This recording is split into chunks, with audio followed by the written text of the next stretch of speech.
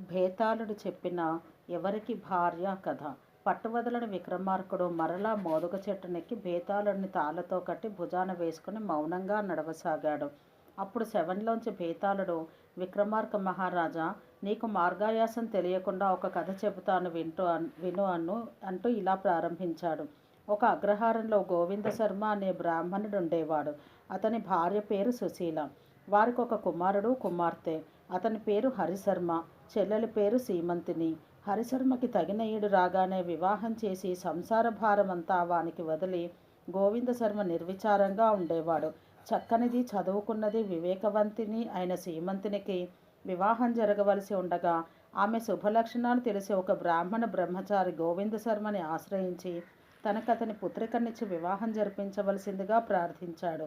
అతను యోగ్యుడిగా తోచి గోవింద శర్మ అలాగే అని వాగ్దానం చేశాడు. కానీ అలా మాటిచ్చిన సంగతి భార్యకి కానీ కుమారునికి కానీ చెప్పలేదు. ఆవేళే మరో బ్రహ్మచారి వచ్చి అప్పటికి కన్య తల్లి మాత్రమే ఇంట్లో ఉండడం చూసి సీమంతిని తనకిమ్మని ఆమెనే అడిగాడు. అతను యోగ్యుడిగా కనిపించి అలాగే అని వాగ్దానం చేసింది. మరో బ్రాహ్మణ పుత్రుడు హరిశర్మ తటస్థించగా సీమంతిని తనకిచ్చి వివాహం చేయమని అతన్ని అడిగాడు. తల్లిదండ్రులు చేసిన వాగ్దానాలు తెలియక హరిశర్మ అతనికి మాటిచ్చాడు. ఆ ముగ్గురు తాము వాగ్దానం చేసినట్లు ఒకరికొకరు చెప్పలేదు. విచిత్రంగా ముగ్గురు ఒకే ముహూర్తం అంగీకరించారు కనుక ముగ్గురు పెళ్లి కొడుకులు ఒకే సమయానికి గోవింద శర్మ ఇంటికి వచ్చారు. ఒకరినొకరు పలకరించుకునేసరికి వారికి విషయం అర్థమైపోయింది. ఈ కన్యను నేను పెళ్లాడాలంటే నేనే పెళ్లాడాలని తగువులాడుకోసాగారు. అప్పటికి గోవింద శర్మకి, భార్యకి, పుత్రుడికి తామిచ్చిన మాట వల్ల సంభవించిన పరిణామం అర్థమైంది. వాళ్ళ ముగ్గురు నేను చెప్పినట్టు జరగాలంటే నేను చెప్పినట్టు జరగాలని దెబ్బలాడుకోసాగారు. ఈ అసందర్భమైన విషయం వివేకవంతి అయిన సీమంతునికి తెలిసింది. అయ్యో, ఇదేం విపరీతం! ఎవరికో ఒకరికే కదా నన్నిచ్చేది, ఎవరికైతే ఏమిటి, అలా పోట్లాడుకోవాలా? ఈ తగవ ఎలా తీరుతుంది? నా మూలాన కదా ఇలా జరిగింది. నేను చనిపోతే ఏ గొడవ ఉండదు, అందరూ శాంతిస్తారు అనుకుని ఉరిపోసుకొని మరణించింది. ఇది తెలిసి గోవింద శర్మ భార్య, పుత్రుడు విలపించసాగారు. బంధువులు వచ్చి శవాన్ని చితి మీద ఉంచి దహనం చేయబోయారు. కానీ పెళ్లి కొడుకులు అక్కడి నుంచి పోక ఆ చితి చుట్టూ కూర్చుని చూడసాగారు. సీమంతిని కట్టె పూర్తిగా దగ్ధమయ్యాక వారిలో ఒకడు ఆమె మీద తన ప్రేమకి చిహ్నంగా ఆమె ఎముకలు ఏరి మూట కట్టుకుపోయాడు. మరొకడు విరక్తితో దేశాటనానికి పోయాడు. మూడవ వాడు చితాభస్మమంతా పోగు చేసి ఆ సౌందర్యవతినే తలుచుకుంటూ శ్మశానంలోనే ఉండిపోయాడు. దేశాటనం వెళ్ళిన వాడు తిరిగి తిరిగి కొంతకాలానికి ఒక మునిపల్లెను చేరాడు. చాలా ఆకలిగా ఉండడంతో ఒక కుటీరంలోకి వెళ్ళి ఆతిథ్యం ఇమ్మని గృహిణిని ప్రార్థించాడు. ఆమె అతన్ని కూర్చోబెట్టి వంట మొదలుపెట్టిందో లేదో 5 ఏళ్ల కొడుకు ఆమె కాళ్ళకు అడ్డం పడుతూ అల్లరి చేయసాగాడు. ఆమెకి కోపం వచ్చి తటాలను ఆ కుర్రాడు మెడ నరికి ఏమీ పట్టించుకోకుండా వంట చేయసాగింది. అతిథిగా వచ్చిన బ్రాహ్మణ కుమారుడు ఆ ఘోరం చూసి హరిహరి, కన్నబిడ్డ ఏడ్చి అల్లరి చేసినంత మాత్రాన చేతులారా కంఠం నరికే తల్లి ఎక్కడైనా ఉంటుందా? ఇంత ఘోరం చేసి కూడా కొంచెమైనా చింతలేక పనులు చేసుకుంటోంది. ఇలాంటి పాపాత్మురాలు పెట్టే భోజనం చేయడం కంటే ఆకలికి చావడమే మేలు అని అతను లేచి వెళ్ళిపోబోతుంటే ఆమె అతని మనసెరిగి నవ్వుతూ, అయ్యా, నా పని మీకు భయంకరంగా ఉంటుంది కానీ భయపడకండి. వాడు ఎప్పుడు ఏడ్చి పనులకు అడ్డం పడినా నేను ఇలాగే చేస్తాను. కొత్త కాబట్టి మీకు ఘోరంగా అనిపించి ఉంటుంది.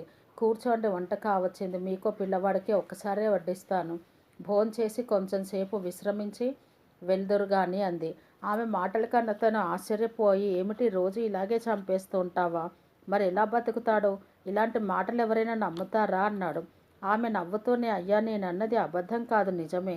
మీకు నా మాటల్లో నమ్మకం లేకపోతే క్షణంలో వీడిని బతికిస్తాను. ఇదిగో చూడండి అంటూ బయటికి వెళ్ళి ఒక మూలిక తెచ్చి మొండాన్ని తలని కలిపి ఆ మూలిక తాకించి, అబ్బాయి లే అంది. వాడు నిద్రలోంచి లేచినట్టే లేచి కూర్చున్నాడు.